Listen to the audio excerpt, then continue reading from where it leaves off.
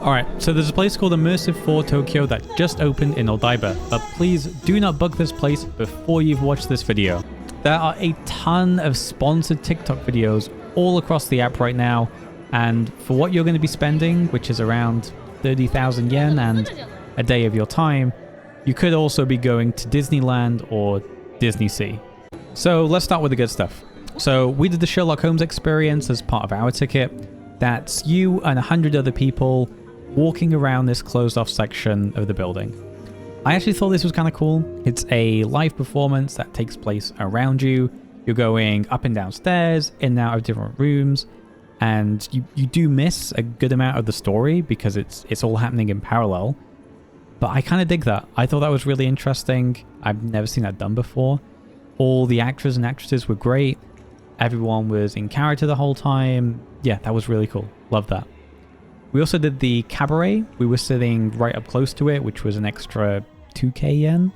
And that was great. The stage was electric. The people on the stage were super talented. I don't have enough praise for all the people working there. The people working here are really what make this place. All right, so onto the fun stuff. On the day we were going there, their Google reviews were set at 2.7. When we checked, getting home, it was 3.4. That is impressive. That is an impressive increase in just one day, a few days after opening. But the reason, and we checked the Google reviews and we saw these being handed out, is this piece of paper here. This is basically saying, hey, please leave us a review on Google and we will pay you 1,000 yen with a voucher if you show it to us.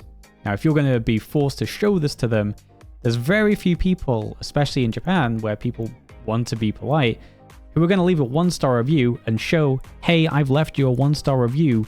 Can I have 1,000 yen, please? So, no surprise, their rating went up from that, which is very much against the Google terms of service. All right, so the next thing is that this place used to be free to go to. Now, give me 2 seconds. I know there's a lot of videos of this place walking around and it looks beautiful, and I agree, it looks fantastic. But just sit with me for 10 seconds as we watch, okay?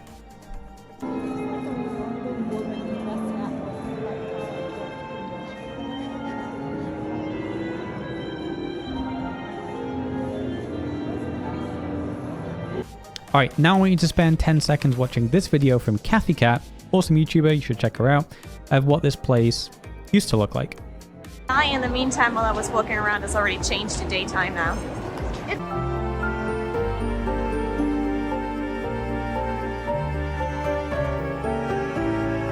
And if you don't buy one of the experience tickets, which are 3k a piece, and you just buy the 6k base tickets, there's not that much for you to do. There's a few things you can queue up for. One of them has some promotional art, which is AI generated, which is a fantastically big red flag. But other than that, sitting is what we saw a lot of. As you can see, there's sitting here, and down here, a cool alleyway. This one looks a little bit cyberpunk alleyway-esque. That's kind of cool.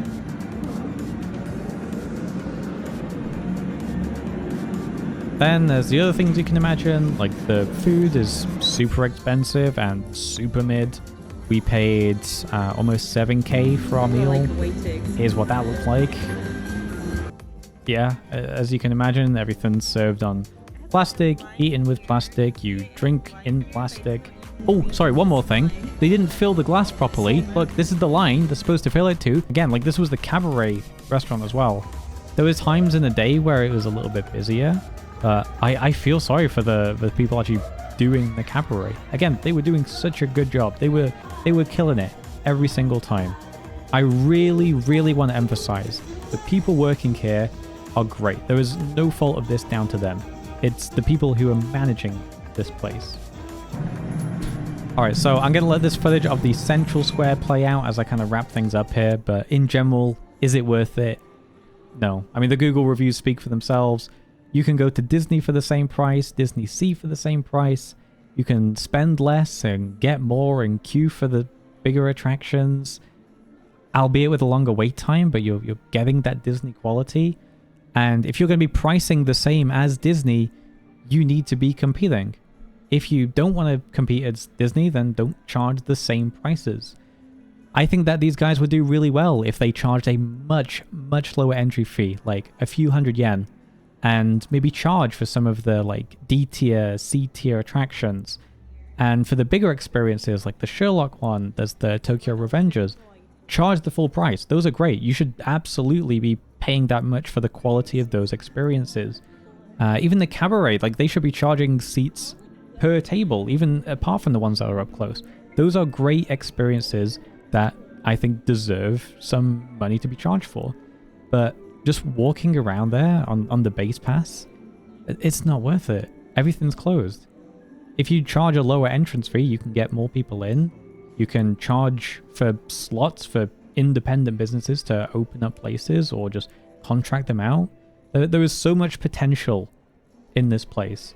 And I seriously hope that the management that took this place over is listening to the feedback. There is so much potential here. This is a beautiful venue with so much history behind it, and there's so much local love for this place.